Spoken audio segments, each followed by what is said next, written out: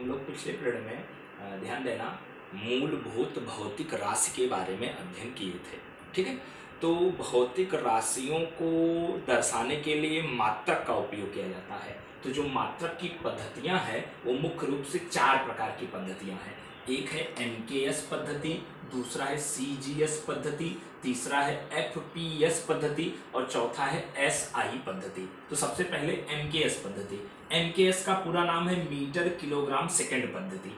तो देखना ध्यान से, ऐसी पद्धति जिसमें दूरी मीटर में या लंबाई मीटर में, चाहे दूरी आप कहें चाहे लंबाई कहें, ऐसी पद्धति जिसमें दूरी मीटर में, द्रव्यमान किलोग्राम में और समय सेकंड में मापा जाए उसे हम MKS पद्धति कहते हैं। मतलब MKS पद्धति में दूरी मीटर में मापी जाती है, द्रव्यमान किलोग्राम में मापा जाता है और समय किस में मापा जाता है, सेकंड में मापा जाता है। तो उस पद्धति को हम MKS पद्धति कहते हैं। अब दूसरा है CGS पद्धति। तो CGS का पूरा नाम है सेंटीमीटर ग्राम सेकंड पद्धति। तो ऐसी पद्धति जिसमें दूरी सेंटीमीटर में और द्रव्यमान ग्राम में तथा समय सेकंड में मापा जाए उस पद्धति को हम CGS पद्धति कहते हैं। अब है तीसरी पद्धति FPS पद्धति। FPS का पूरा नाम है फुट पाउंड सेकंड पद्धति। तो ऐसी पद्धति जिसमें दूरी फुट में, द्रव्यमान पाउंड में और समय सेकंड में मापा जाए उसे FPS पद्धति कहते हैं। अच्छा, FPS पद्धति को ब्रिटिश पद्धति भी कहा जाता है। अंग्रेजों की यही पद्धति है। अंग्रेजों में, यूके में, यूनाइटेड किंगडम में आज भी जो दूरी है वो फुट में, द्रव्यमान पाउंड में और समय सेकंड में मापा जाता है। अच्छा, इसी पद्धति का उपयोग चूंकि अंग्रेज लोग इंडिया में आए थे, काफी समय तक राज किए थे, तो ये पद्धति इंडिया में भी देकर गए। तो आज भी जो भी जमीन का सौदा वगैरह होता है वो स्क्वायर फुट के हिसाब से बिकती है। मतलब ब्रिटिश पद्धति का उपयोग करके जमीनों को बेचा जाता है। ठीक है, तो लंबाई किसमें, फुट में, द्रव्यमान किसमें, पाउंड में और समय किसमें मापा जाए, सेकंड में मापा जाए, तो उस पद्धति को हम FPS पद्धति कहते हैं और इस पद्धति को ब्रिटिश पद्धति भी कहा जाता है। फिर एक है SI पद्धति। SI पद्धति में क्या हुआ कि अलग अलग देशों में अलग अलग पद्धतियों का उपयोग किया जाता था। तो एक देश का स्टूडेंट अगर दूसरे देश में पढ़ने जाता था तो उसको बहुत सारी समस्याओं का समाधान करना पड़ता था। तो इन समस्याओं को समाधान से गुजरने के लिए सभी देशों के वैज्ञानिकों ने आपस में बैठक किया। बैठक करने के बाद एक ऐसी पद्धति सर्वसम्मति बनी जो पूरे विश्व में मान्य हो। तो पूरे विश्व में मान्य पद्धति को ही SI पद्धति कहा जाता है, अंतरराष्ट्रीय पद्धति कहा जाता है। और इस पद्धति में MKS पद्धति को रखा गया है। मतलब SI पद्धति में दूरी या लंबाई मीटर में, द्रव्यमान किलोग्राम में, समय सेकंड में मापा जाता है और वही SI पद्धति है। जो MKS पद्धति है वही SI पद्धति है। ठीक है, अच्छा, तो मूल देखना, अब अगला क्वेश्चन है मूल राशि के नाम, उनके SI मात्रक और उनके बीमा सूत्र लिखना है। यहाँ बीमा सूत्र एक नया वर्ड है, इसको विशेष तौर पे ध्यान पूर्वक समझते चलना और बहुत अच्छे से तैयार करना क्योंकि बहुत महत्वपूर्ण टॉपिक है। तो मूल राशियां कुल 7 हैं, आप लोगों को बताया था।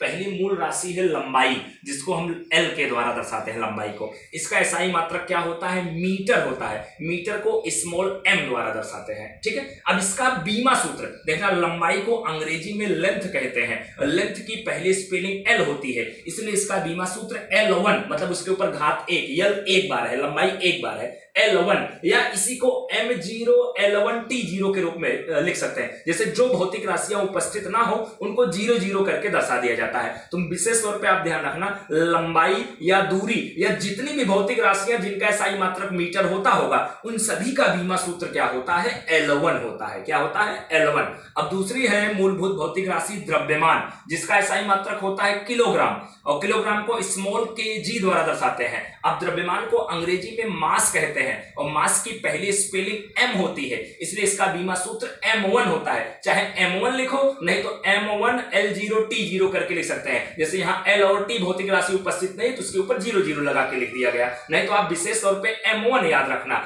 जिन भी भौतिक राशियों का SI मात्रक किलोग्राम होगा उन सभी भौतिक राशियों का बीमा सूत्र क्या होगा, M1 होगा।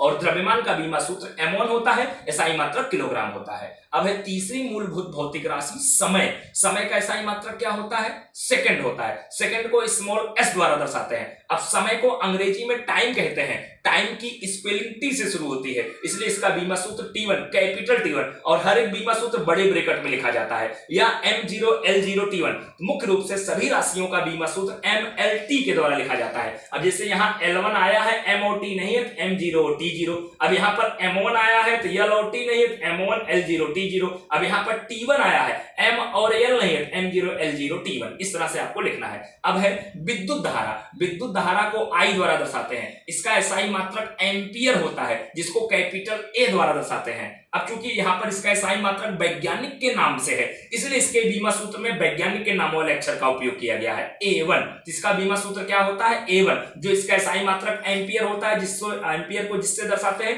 बीमा सूत्र वही होता है A1। ठीक है, इसी तरह से तापमान को T या थीटा द्वारा दर्शाते हैं, इसका SI मात्रक केल्विन होता है, तो इसका बीमा सूत्र देखना, वैज्ञानिक का नाम केल्विन के से रखा गया कैपिटल के, इसलिए इसका बीमा सूत्र K1 और किसी किसी किताब में इसका बीमा सूत्र θ1 भी लिखा जाता है, या इसी को आप लिख सकते हैं M0 L0 T0 K1। जैसे यहाँ पर विद्युत धारा में MLT नहीं था तो M0 L0 T0 और विद्युत धारा का A1 तो A1, वैसे यहाँ तापमान में MLT नहीं है तो M0 L0 T0। अब यहाँ तापमान का K1 तो K1, चाहे θ1 यूज करना है θ1 यूज करो, आपके एनसीईआरटी किताब में के का यूज है इसलिए हम केवल लिखे हैं। ठीक है, अब है छठी भौतिक राशि है पदार्थ की मात्रा, जिसका SI मात्रक मोल होता है, जिसको MOL द्वारा दर्शाते हैं, और इसका बीमा सूत्र भी MOL के द्वारा लिखा जाता है, बड़े ब्रैकेट में लिख देंगे।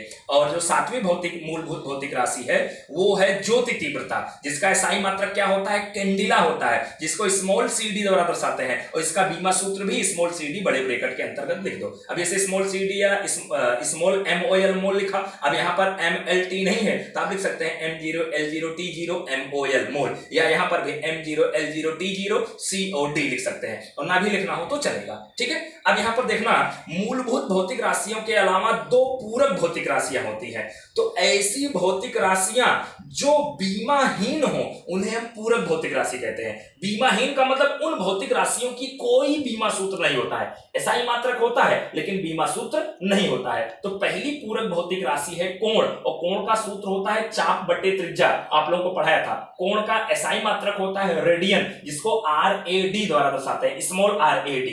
ठीक है, और कोण का बीमा सूत्र नहीं होता है, इसलिए M0 L0 T0 या बीमाहीन आप कह सकते हैं, क्योंकि ये पूरक भौतिक राशि होती है और पूरक भौतिक राशियां बीमाहीन होती है, इसलिए इसका बीमा सूत्र M0 L0 T0 कहो या बीमाहीन कहो तब भी चलेगा। और दूसरा है आपका पूरक भौतिक राशि घन कोण। घन कोण के बारे में आप लोग 12वीं में पढ़ेंगे। ठीक है, तो घन कोण का सूत्र होता है क्षेत्रफल बटे त्रिज्या का वर्ग, या A बटे R स्क्वायर, और घन कोण भी बीमाहीन भौतिक राशि है, लेकिन इसका SI मात्रक होता है स्टेरेडियन, स्मॉल SR द्वारा इसको दर्शाते हैं, और इसका बीमा सूत्र 000 होगा क्योंकि बीमाहीन होता है, M0 L0 T0, और या इसी को बीमाहीन हम कह सकते हैं। ये बड़े महत्वपूर्ण चीजें हैं, इन सब चीजों को अच्छे से तैयार रखना। अगर ये तैयार होगा तो इसके आगे वाला क्वेश्चन इसी से रिलेटेड होगा, जब ये तैयार होगा आगे का आप लोगों को आएगा। ओके।